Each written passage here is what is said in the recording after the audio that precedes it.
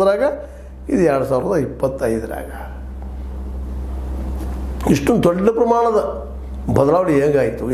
ಇವತ್ತು ಸಂತ್ರಸ್ತರು ಇನ್ನೂ ಆದರೂ ಅವರಿಗೆ ನೌಕರಿ ಕೊಡ್ತೀವಿ, ಮತ್ತೇನು ಕೊಡ್ತೀವಿ. ಇದೇ ರಾಹುಲ್ ಗಾಂಧಿಯವರು ಆಶ್ವಾಸನೆ ಕೊಟ್ಟಿದ್ದರು ಆ ಸಂದರ್ಭದಲ್ಲಿ.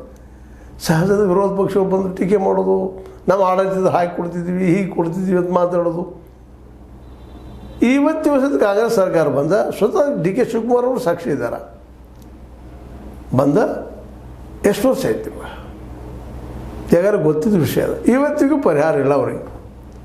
ಕಾಂಗ್ರೆಸ್ 1 ಲಕ್ಷ ಕೊಟ್ಟದ, ಮತ್ತು ಆ ಸಂತ್ರಸ್ತ ಕುಟುಂಬಕ್ಕೆ ಒಂದು ನೌಕರಿ ಕೊಡ್ತಾರೆ ಹೇಳಿದರು. ಇದೇ ನಮ್ಮ ರಾಹುಲ್ ಗಾಂಧಿ ಅವರು ಕೊಟ್ರ ಕಾಂಗ್ರೆಸ್ ಸರ್ಕಾರ.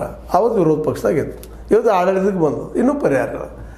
ಆದರೆ ಇಲ್ಲಿ ಈಗೇನು ತಿಳ್ಕೊಂಡಂತಹ 11 ಕುಟುಂಬಗಳಿಗೆ 25 ಲಕ್ಷ ರೂಪಾಯಿ ಕೊಡುವಂಥದ್ದು ಘೋಷಣೆ ಮಾಡೋದು ಒಳ್ಳೆಯದು, ಕೊಡಬೇಕಾಗಿದ್ದಾರೆ.